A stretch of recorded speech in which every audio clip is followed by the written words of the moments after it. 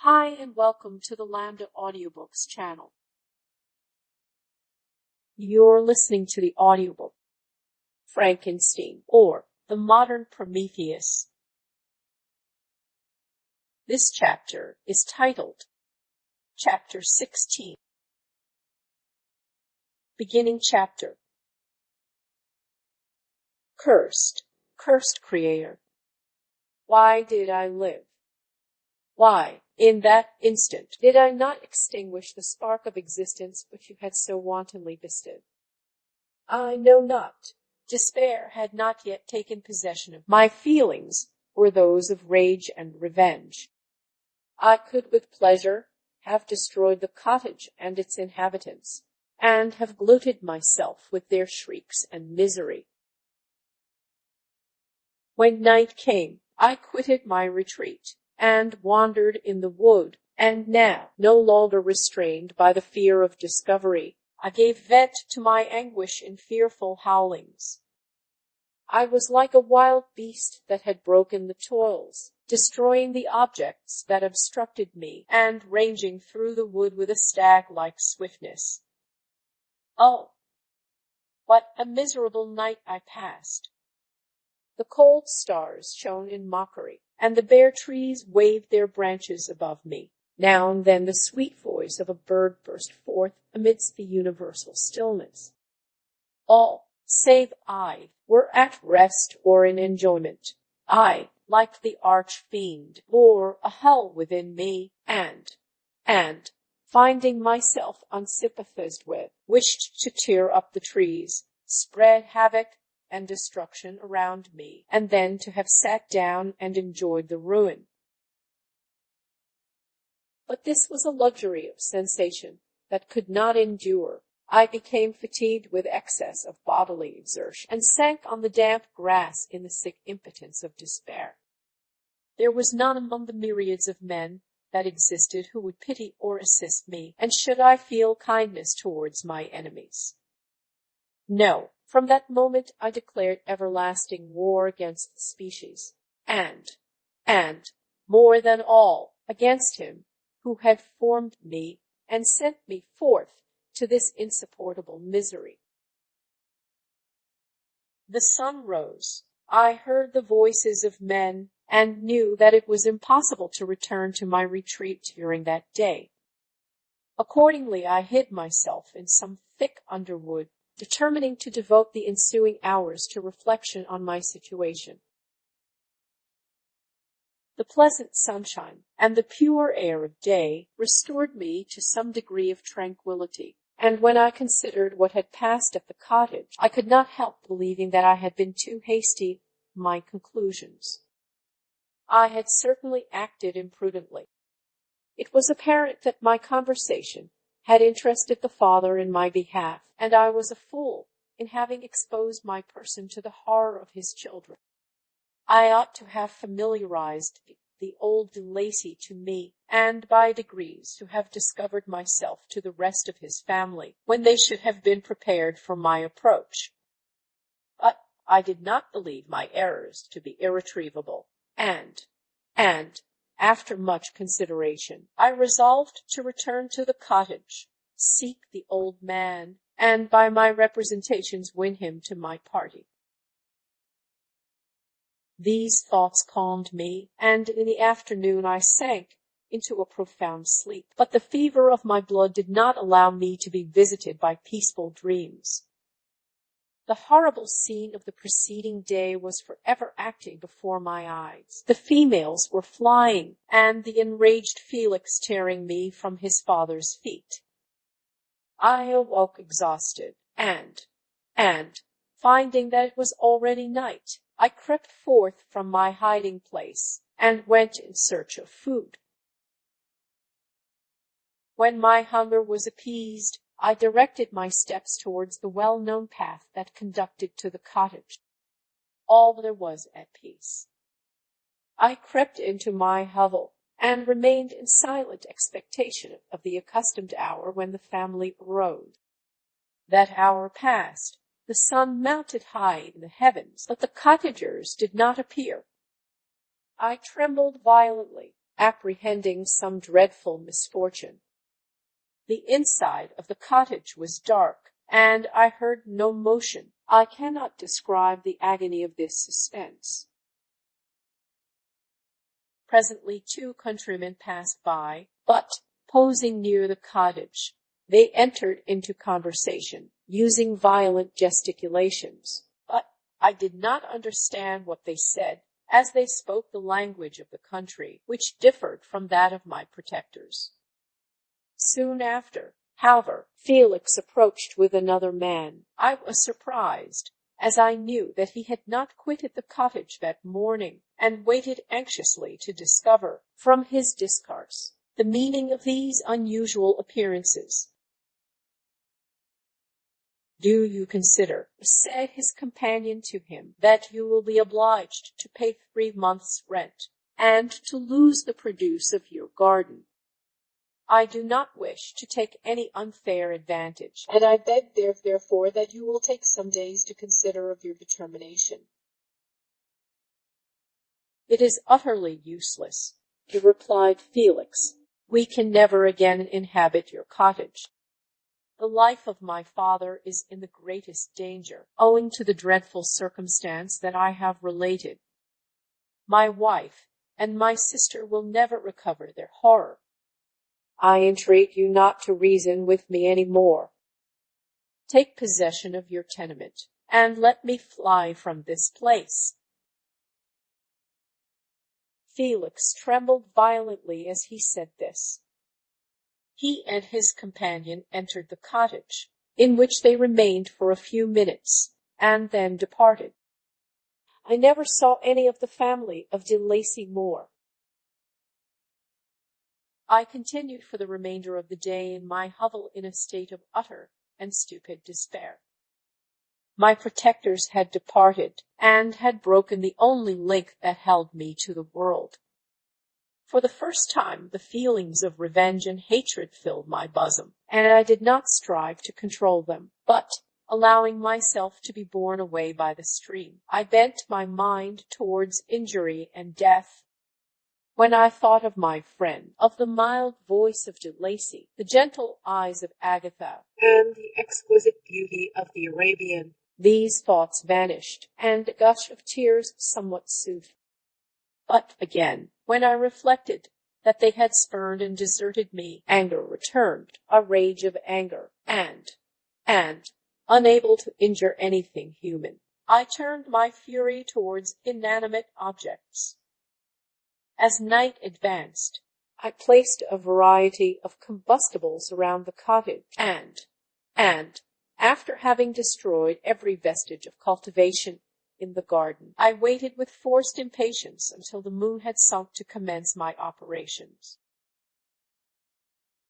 As the night advanced, a fierce wind arose from the woods, and quickly dispersed the clouds that had loitered in the heavens. The blast tore along like a mighty avalanche, and produced a kind of insanity in my spirits that burst all bounds of reason and reflection.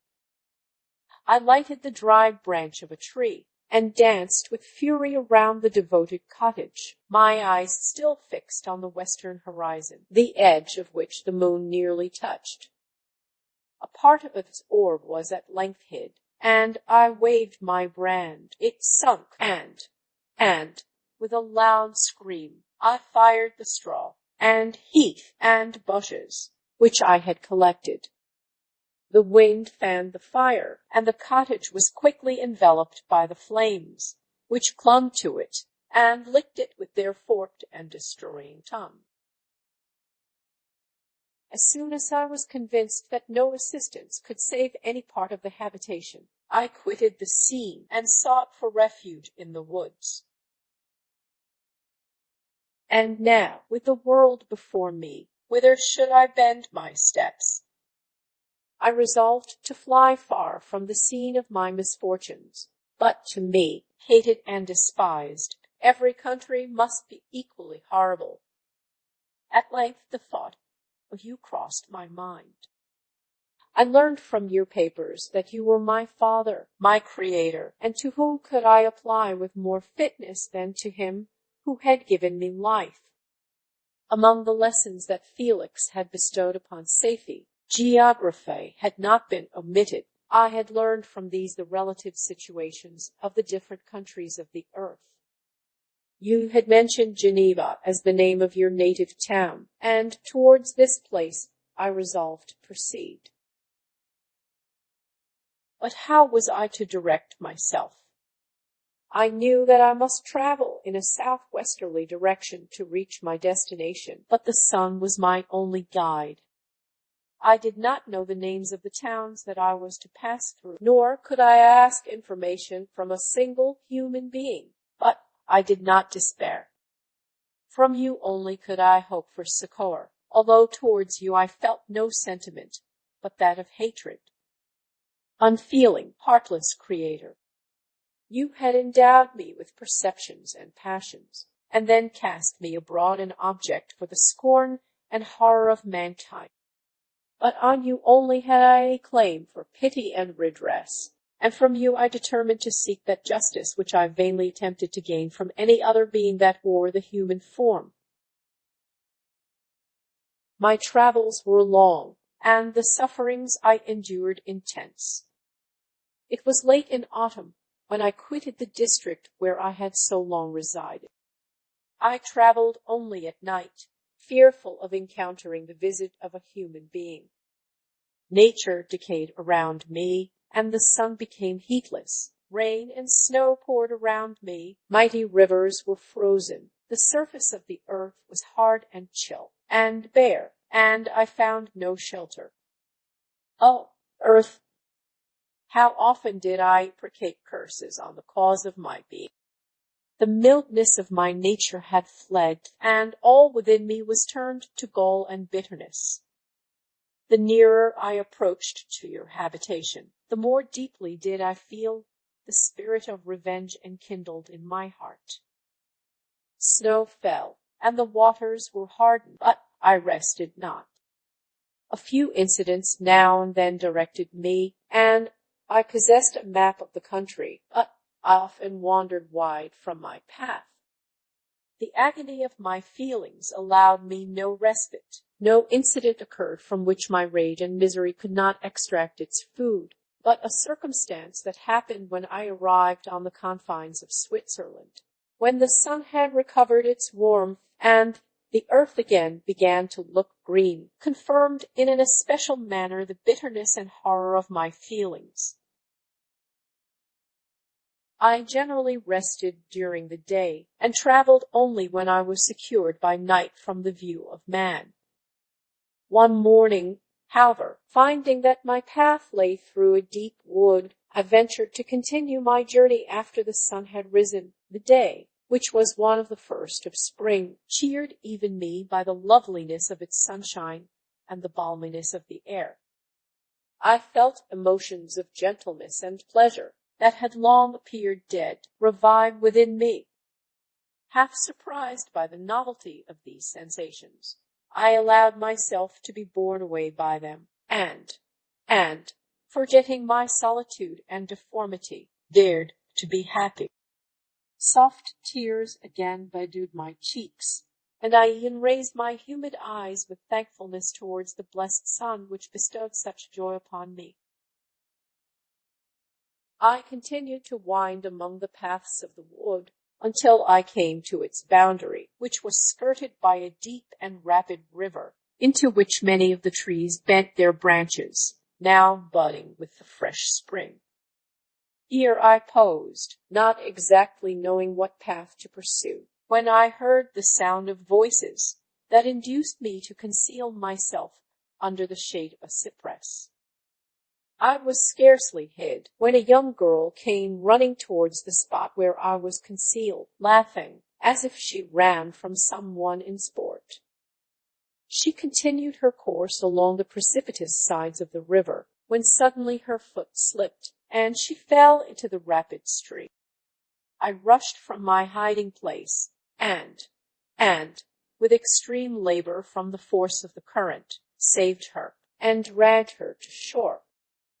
She was senseless, and I endeavored, by every means in my power, to restore animation, when I was suddenly interrupted by the approach of a rustic, who was probably the person from whom she had playfully fled. On seeing me, he darted towards me, and, tearing the girl from my arms, hastened towards the deeper parts of the wood.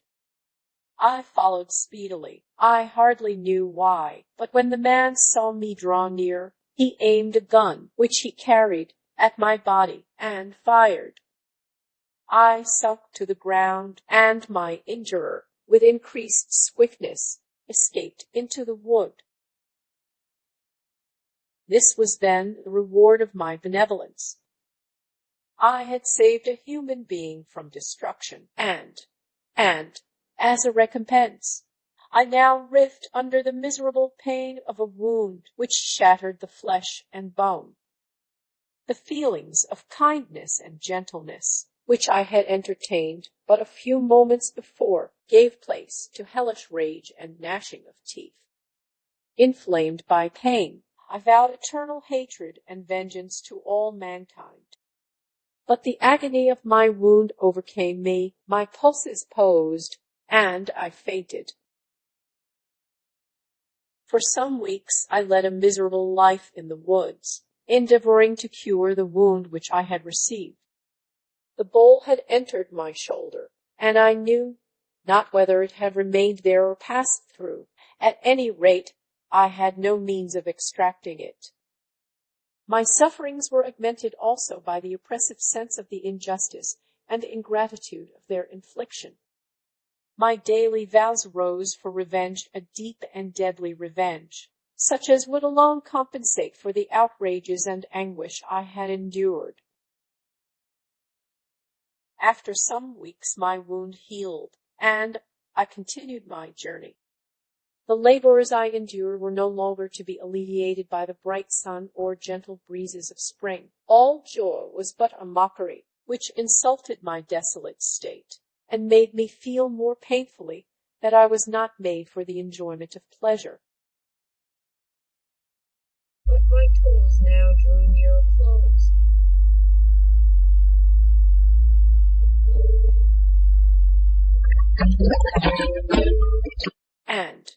And, in 2 months from this time, I reached the environs of Geneva. It was evening when I arrived, and I retired to a hiding place among the fields that surround it, to meditate in what manner I should apply to you. I was oppressed by fatigue and hunger, and far too unhappy to enjoy the gentle breezes of evening or the prospect of the sun setting behind the stupendous mountains of Jura. At this time, a slight sleep relieved me from the pain of reflection, which was disturbed by the approach of a beautiful child, who came running into the recess I had chosen with all the sportiveness of infancy. Suddenly, as I gazed on him, an idea seized me that this little creature was unprejudiced, and had lived too short a time to have imbibed the horror of deformity. If, therefore, I could seize him and educate him as my companion and friend, I should not be so desolate in this peopled earth. Urged by this impulse, I seized on the boy as he passed, and drew him towards me. As soon as he beheld my form, he placed his hands before his eyes, and uttered a shrill scream. I drew his hand forcibly from his face, and said, Child, what is the meaning of this? I do not intend to hurt you. Listen to me. He struggled violently. Let me go, he cried. Monster, ugly wretch, you wish to eat me and tear me to pieces. Are an ogre, let me go, or I will tell my papa. Boy, you will never see your father again. You must come with me. Hideous monster, let me go. Mon papa is a syndic, he is M. Frankenstein, he will punish you. You dare not keep me. Frankenstein. You belong then to my enemy, to him towards whom I have sworn eternal revenge. You shall be. The child still struggled, and loaded me with epithets which carried despair to my heart. I grasped his throat to silence him, and in a moment he lay dead at my feet. I gazed on my victim, and my heart swelled with exultation and hellish triumph. Clapping my hands, I exclaimed, I, too, can create desolation. My enemy is not invulnerable. This death will carry despair to him, and 1,000 other miseries shall torment and destroy him. As I fixed my eyes on the child, I saw something glittering on his breast. I took it. It was a portrait of a most lovely woman. In spite of my malignity, it softened and attracted. For a few moments I gazed with delight on her dark eye, fringed by deep lashes, and her lovely lips. But presently my rage returned. I remembered that I was forever deprived of the delights that such beautiful creatures could bestow, and that she whose resemblance I contemplated would, in regarding me, have changed that air of divine benignity to one expressive of disgust and affright. Can you wonder that such thoughts transported me with rage? I only wonder that, at that moment, instead of venting my sensations in exclamations and agony, I did not rush among mankind and perish in the attempt to destroy them. While I was overcome by these feelings, I left the spot where I had committed the murder, and seeking a more secluded hiding place, I entered a barn which had appeared to me to be empty. A woman was sleeping on some straw. She was young, not indeed so beautiful as her whose portrait I held, but of an agreeable aspect, and blooming in the loveliness of youth and health. Here, I thought, is one of those whose joy-imparting smiles are bestowed on all but me. And then I bent over her, and whispered, Awake, fairest, thy lover is near, he who would give his life but to obtain one look of affection from thine eye. My beloved, awake, Ellen. The sleeper stirred. A thrill of terror ran through me. Should she indeed awake and see me, and curse me, and denounce the murderer? Thus would she assuredly act, if her darkened eyes opened, and she beheld me. The thought was madness. It stirred the fiend within me, not I, but shall suffer. The murder I have committed because I am forever robbed of all that she could give me. She shall atone. The crime had source in her. Be hers the punishment. Thanks to the lessons of Felix and the sanguinary laws of man, I had learned now to work mischief.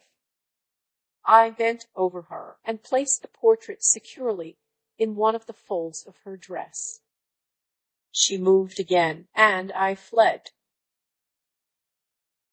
For some days I haunted the spot where these scenes had taken place, sometimes wishing to see you, sometimes resolved to quit the world and its miseries forever.